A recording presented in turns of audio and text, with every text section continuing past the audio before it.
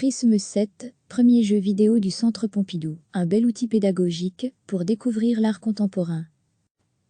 Alors que ses portes étaient closes à cause du confinement, le Centre Pompidou a investi un peu plus le monde virtuel en lançant son premier jeu vidéo pédagogique, Prism 7, développé par Gaming Society et Brig.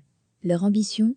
Toucher un public, adolescent et adulte, peu tourné vers l'art contemporain, au travers de cet art très récent qu'est le jeu vidéo. Incarnant une nuée de particules, le joueur traverse 7 niveaux, où il découvrira des principes de l'art contemporain, au travers du lien entre couleurs et fonctions, émotions, spiritualité, ou encore lumière et immersion. En parallèle, la récolte de gemmes bleues débloque des œuvres d'art, avec un bref aperçu dans le jeu, et une fiche plus détaillée, avec des liens vers des ressources pédagogiques, via le menu de navigation.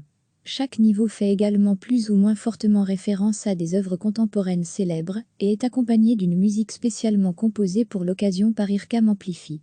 Dans son idée de conception, Prism 7 est très intéressant, le gameplay étant le reflet des concepts à faire découvrir. Dans le niveau couleur et engagement, par exemple, les citadins devront être guidés par le joueur, afin de débloquer des mécanismes et avancer dans le niveau. Dans la réalisation du jeu, cependant, la volonté derrière ce gameplay est plus difficile à percevoir. Pour une raison simple, Prism 7 s'adresse, de mon avis, principalement aux amateurs d'art, qui ont déjà une bonne connaissance de l'art contemporain. S'il devait toucher un public peu sensible à cet art, et plutôt tourné vers l'art vidéoludique, Prism 7 n'est pas assez attractif et original, en termes de gameplay et ou graphisme, pour retenir l'attention et l'enthousiasme d'un .E habitué .E des manettes. Au final, ce sont les connaisseurs d'art contemporain qui trouvent un malin plaisir à reconnaître les œuvres dans lesquelles ils se baladent, les références cachées ou non. Ils ont alors l'impression de s'immerger dans ces œuvres d'art célèbres. Pour la noob, en langage de gamet, celle qui n'y connaît rien, en art contemporain que je suis, par contre, c'est moins évident. Ne comprenant pas une bonne partie des références, en dehors des Kandinsky, Mondrian et Warhol archi-connus, c'est plutôt mon œil de gameuse aguerrie qui prend le dessus et se retrouve déçu face à un rendu plutôt brut, avec l'impression que le jeu n'est techniquement et artistiquement pas terminé. Ici, le médium jeu vidéo semble être surtout utilisé comme outil pédagogique et interactif, et tout son côté artistique est quelque peu mis de côté, avec du graphisme et des animations souvent très sommaires. Autant certains niveaux sont très bien réussis, couleurs et systèmes et couleurs et spiritualité ont une très belle patte graphique, autant d'autres semblent carrément inachevés, tant la modélisation 3D est brute. Les soucis techniques de caméra, ou, sur un niveau, le déplacement devient terriblement fastidieux, de blocage, pour raisons inconnues, les particules restent coincées et on est obligé de relancer le niveau, les mécaniques de jeu, qui évoluent très peu au sein même d'un niveau, l'interface très peu intuitive et fort répétitive, et le sound design parfois dérangeant finissent par lasser le gamet, là où l'amateur d'art peut s'amuser comme un fou à chercher ses easter eggs contemporains. Comme outil pédagogique, Prism 7 peut être salué, car il remplit très bien ses fonctions, grâce à sa logique de conception, ses nombreuses références, et ses ressources très complètes. En tant que jeu vidéo, il est moyennement réussi, et mériterait certainement quelques améliorations, pour rendre l'expérience de jeu plus lisse, plus intuitive, plus immersive pour celui qui n'y connaît que dalle à l'art contemporain. Prism 7 est disponible gratuitement sur PC, Windows Outstan, Mac, iOS et Android. Alors que ses portes étaient closes à cause du confinement, le Centre Pompidou a investi un peu plus le monde virtuel en lançant son premier jeu vidéo pédagogique, Prism 7, développé par Gaming Society et Brig. Leur ambition ?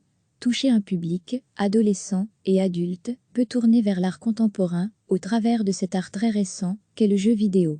Incarnant une nuée de particules, le joueur traverse 7 niveaux, où il découvrira des principes de l'art contemporain, au travers du lien entre couleurs et fonctions, émotions, spiritualité, ou encore lumière et immersion.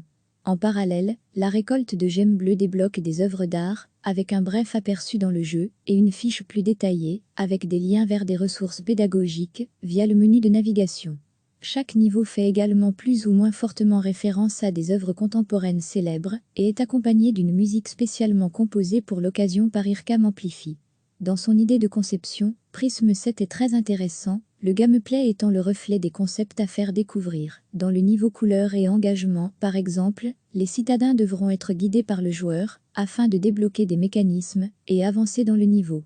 Dans la réalisation du jeu, cependant, la volonté derrière ce gameplay est plus difficile à percevoir. Pour une raison simple, Prism 7 s'adresse, de mon avis, principalement aux amateurs d'art, qui ont déjà une bonne connaissance de l'art contemporain. S'il devait toucher un public peu sensible à cet art, et plutôt tourné vers l'art vidéoludique, Prism 7 n'est pas assez attractif et original, en termes de gameplay et ou graphisme, pour retenir l'attention et l'enthousiasme d'un .E habitué .E des manettes. Au final, ce sont les connaisseurs d'art contemporain qui trouvent un malin plaisir à reconnaître les œuvres dans lesquelles ils se baladent, les références cachées ou non. Ils ont alors l'impression de s'immerger dans ces œuvres d'art célèbres. Pour la noob, en langage de gamé, celle qui n'y connaît rien, en art contemporain que je suis, par contre, c'est moins évident. Ne comprenant pas une bonne partie des références, en dehors des Kandinsky, Mondrian et Warhol archi-connus, c'est plutôt mon œil de gameuse aguerrie qui prend le dessus et se retrouve déçu face à un rendu plutôt brut, avec l'impression que le jeu n'est techniquement et artistiquement pas terminé. Ici, le médium jeu vidéo semble être surtout utilisé comme outil pédagogique et interactif, et tout son côté artistique est quelque peu mis de côté, avec du graphisme et des animations souvent très sommaires. Autant certains niveaux sont très bien réussis, couleurs et systèmes et couleurs et spiritualité ont une très belle patte graphique, autant d'autres semblent carrément inachevés, tant la modélisation 3D est brute.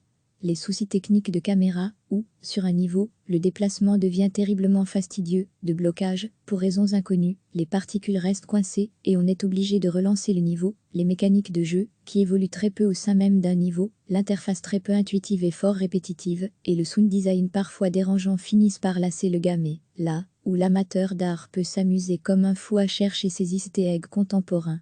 Comme outil pédagogique, Prism 7 peut être salué, car il remplit très bien ses fonctions, grâce à sa logique de conception, ses nombreuses références, et ses ressources très complètes.